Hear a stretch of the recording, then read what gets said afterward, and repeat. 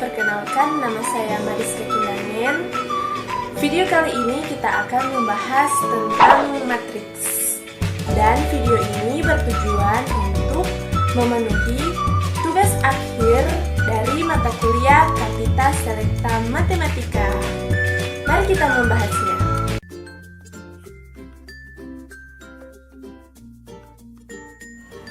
Jadi, bagian-bagian dari matriks ialah pengertian matriks, ordo matriks, jenis-jenis matriks, transpos matriks, serta operasi pada matriks.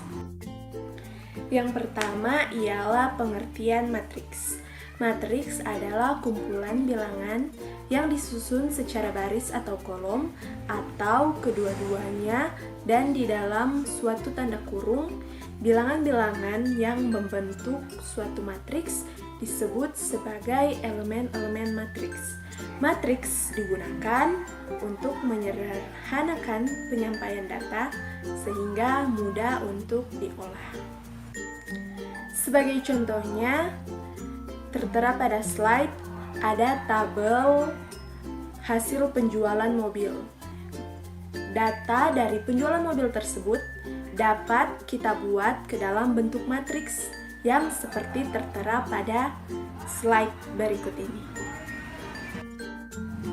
Setelah pengertian matriks, ada ordo matriks. Jadi ordo matriks ialah matriks terdiri dari unsur-unsur yang tersusun secara baris dan kolom. Jika banyak baris suatu matriks adalah M dan banyak kolom suatu matriks adalah N, maka matriks tersebut memiliki ordo matriks atau kurang M kali N. Perlu diingat bahwa M dan N hanya sebuah notasi, sehingga tidak boleh dilakukan sebuah perhitungan, yaitu penjumlahan atau perkalian. Pada contoh matriks, jumlah penjualan mobil di atas dapat kita ketahui. Kolom matriks, banyak kolom serta ordo matriksnya. Bisa kita lihat pada contoh. Selanjutnya kita pindah pada jenis-jenis matriks. Yang pertama adalah matriks baris dan matriks kolom.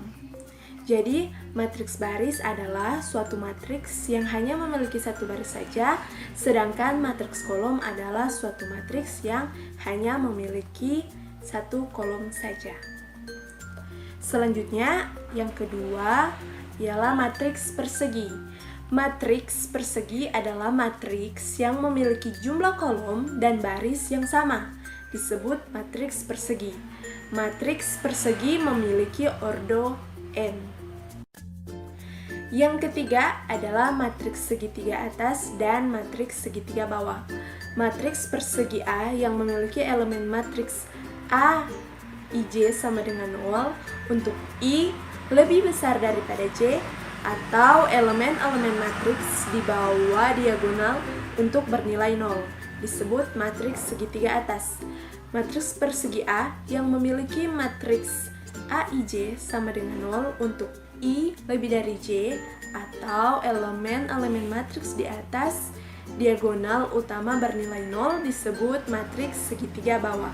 Lebih jelas bisa kita lihat pada contoh.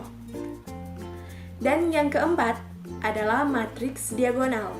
Matriks persegi A yang memiliki matriks AIJ sama dengan 0 untuk I tidak sama dengan J, atau elemen-elemen matriks di luar diagonal utama bernilai 0 disebut matriks diagonal. Selanjutnya yang kelima adalah matriks skalar. Matriks diagonal yang memiliki elemen-elemen pada diagonal utamanya bernilai sama disebut dengan matriks skalar. Dan yang keenam ialah matriks identitas. Matriks diagonal dengan elemen-elemen diagonal utamanya bernilai 1 disebut matriks identitas. Pada umumnya, matriks identitas dinotasikan dengan I. Lebih jelas bisa kita lihat pada contoh. Dan yang terakhir dari jenis-jenis matriks adalah matriks simetris. Matriks persegi A yang memiliki elemen matriks baris ke I atau matriks diagonal sama dengan elemen matriks kolom ke J. Untuk I sama dengan J disebut matriks simetris, atau dikatakan elemen AJI sama dengan elemen AJI. Lebih jelasnya bisa kita lihat pada contoh yang sudah tertera pada slide. Bagian selanjutnya dari matriks adalah transpose matriks. Jadi transpose matriks ini merupakan perubahan baris menjadi kolom. Jadi baris dari matriks bisa ditranspos menjadi kolom. Sifat dari transpose matriks adalah A transpos perangkat transpose sama dengan matriks A. Selanjutnya, bagian dari matriks ada operasi matriks. Dalam operasi matriks ada penjumlahan dan pengurangan matriks. Jadi, dua matriks atau lebih dapat dijumlahkan hanya jika memiliki ordo yang sama. Dan penjumlahan dilakukan dengan menjumlahkan elemen-elemen yang berposisi sama. Kita bisa lihat pada contoh. Begitu juga dengan pengurangan matriks. Kita akan mengurangkan elemen-elemen yang berposisinya sama. Tetapi ingat, penjumlahan dan pengurangan matriks ini hanya berlaku untuk matriks yang memiliki ordonya sama. Dan sifat dari penjumlahan dan pengurangan matriks bisa kita lihat pada slide. Selanjutnya adalah perkalian matriks. Dalam perkalian matriks ada dua bagian, yaitu perkalian matriks dengan bilangan bulat dan perkalian dua matriks. Yang pertama adalah perkalian matriks dengan bilangan bulat. Jadi perkalian matriks dengan bilangan bulat ini adalah kita bisa mengalikan suatu matriks apa saja dengan suatu konstanta.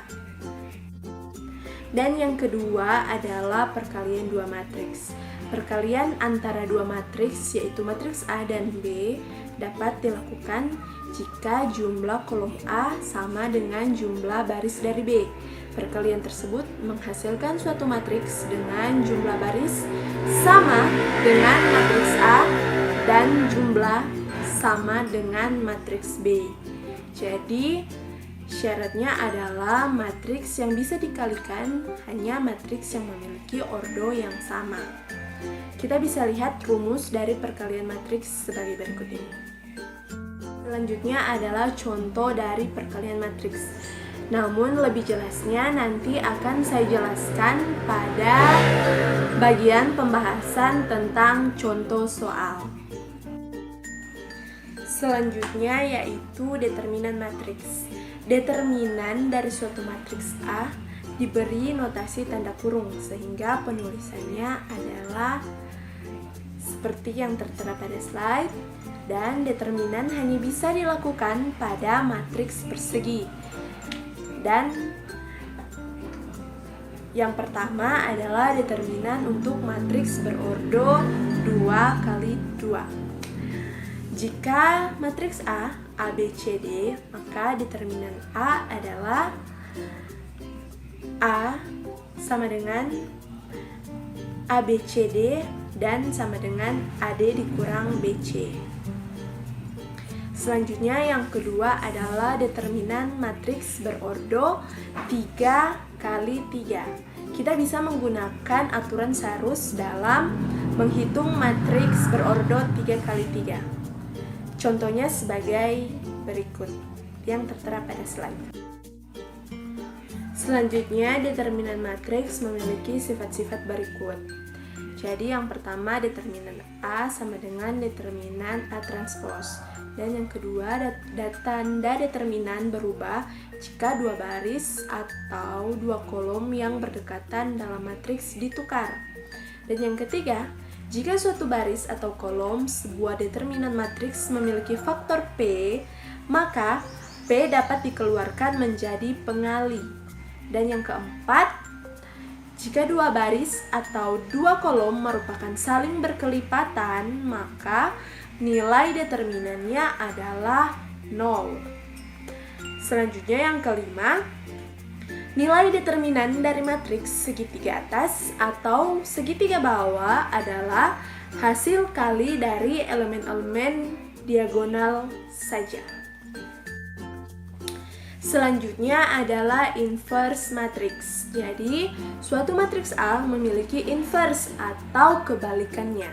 Jika ada matriks B yang dapat membentuk persamaan AB sama dengan BA sama dengan I adalah matriks identitas. Inverse dari suatu matriks berorder 2 kali 2 seperti A dapat dirumuskan sebagai berikut yang sudah tertera pada pembahasan kita kali ini. Dan inverse matrix memiliki sifat-sifatnya, yaitu seperti yang sudah tertera pada slide. Selanjutnya kita datang pada contoh soal. Jadi contohnya, tentukan hasil perkalian dari matriks berikut, yaitu matriks A dan matriks B. Penyelesaiannya adalah kita akan mengalihkan matriks A dan matriks B. Sehingga perlu yang kita ingat bahwa jika kita ingin mengalihkan matriks, syaratnya adalah matriks harus berordo sama. Serta kita akan mengalihkan kolom dan baris. Jadi hasilnya seperti ini. 1 dikali 9, 4 dikali 9, 7 dikali 9, dan begitu seterusnya. Setelah itu, kita bisa menjumlahkannya, yaitu 1 kali 9 ditambah 2 kali 6 ditambah 3 kali 3, dan 4 dikali 9 ditambah 5 kali 6 ditambah 6 kali 3, dan semuanya yang telah kita kalikan, yaitu kolom dan barisnya. Sehingga hasilnya menjadi seperti ini. Setelah hasilnya seperti ini, tinggal kita jumlahkan semuanya. Dan kita memperoleh hasil dari matriks A dan dikali dengan matriks B, hasilnya seperti ini. Mudah bukan?